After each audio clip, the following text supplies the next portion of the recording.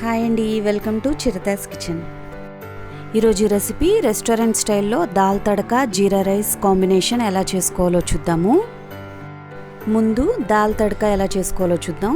దీనికోసం ముందుగా 1 కప్ కందిపప్పు, ఒక 1/2 కప్ మసూర్ దాల్ అంటే ఎర్ర కందిపప్పు అండి తీసుకొని శుభ్రంగా కడుక్కొని ఒక 30 మినిట్స్ నానబెట్టుకోవాలి.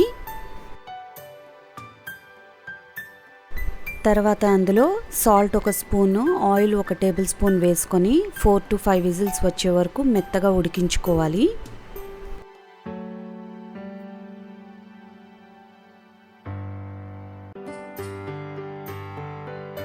చూసారు కదా, ఇలా మెత్తగా ఉడికిన తర్వాత గరిటెతో స్మాష్ చేసుకొని కొన్ని వాటర్ మిక్స్ చేసుకొని పక్కన ఉంచుకోవాలి.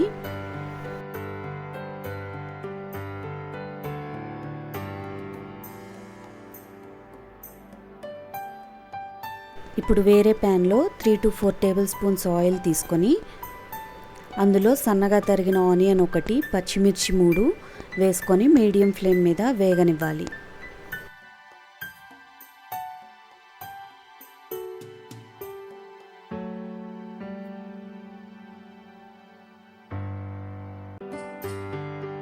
ఇవి కొంచెం వేగిన తర్వాత 1 టేబుల్ స్పూన్ అల్లం, 1 టేబుల్ స్పూన్ చిన్నుల్లిపాయ దంచి వేసుకోవాలి. తర్వాత కొంచెం పసుపు వేసుకొని ఇవి ఒక 2 నిమిషాల పాటు పచ్చివాసన పోయే వరకు వేయించుకోవాలి.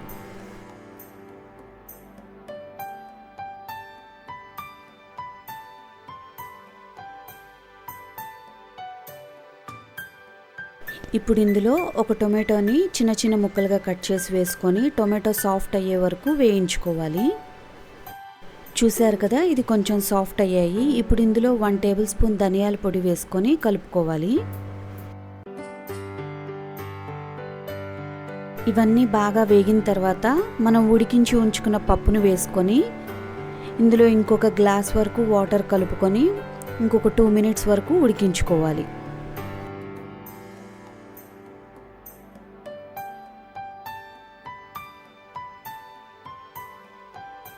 మనకి దాల్ అనేది ఈ కన్సిస్టెన్సీలో ఉంటే బాగుంటుంది.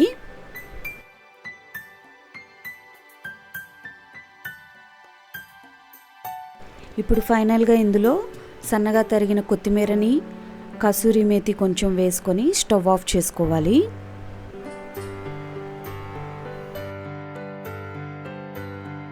ఇప్పుడు ఈ దాల్కి తడకా కోసం మనం ముందు కొంచెం బటర్ వేసుకొని ఇది కొంచెం కరిగిన తర్వాత 1 టేబుల్ స్పూన్ వరకు జీలకర్ర, 2 నుంచి 3 ఎండుమిర్చి వేసుకొని బాగా వేయించుకోవాలి. ఇవి కొంచెం వేగిన తర్వాత సన్నగా తరిగిన చిన్నుల్లిపాయలు వేసుకొని గోల్డెన్ బ్రౌన్ కలర్లో వేగే వరకు వేయించుకోవాలి. తర్వాత ఒక 1/2 టేబుల్ స్పూన్ కారం, కొంచెం ఇంగువ వేసుకొని మనం స్టవ్ ఆఫ్ చేసుకుంటే మన తడక రెడీ అయినట్టేనండి. ఇప్పుడు దీన్ని మనం సర్వ్ చేసుకునే ముందు మన దాల్లో వేసుకొని సర్వ్ చేసుకుంటే మన దాల్ తడక రెడీ అయిపోయినట్టేనండి. ఈ దాల్ తడకాకి మనకి కాంబినేషన్ అయిన జీరా రైస్ ఈజీగా కుక్కర్లో ఎలా చేసుకోవాలో చూద్దాం. దీనికోసం ముందుగా కుక్కర్లో కొంచెం ఆయిల్ వేసుకొని 2 టేబుల్ స్పూన్స్ జీరా వేసుకోవాలి. తర్వాత ఇందులో ఒక బిర్యానీ ఆకు వేసుకొని బాగా వేయించుకోవాలి.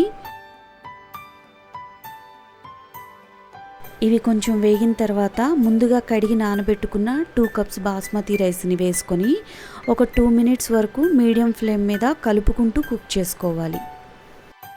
మనం రైస్ని ఇలా నూనెలో వేయించుకోవటం వల్ల రైస్ అనేది కుక్ అయిన తర్వాత పుడిపుళ్ళాడుతూ ఉంటుందండి.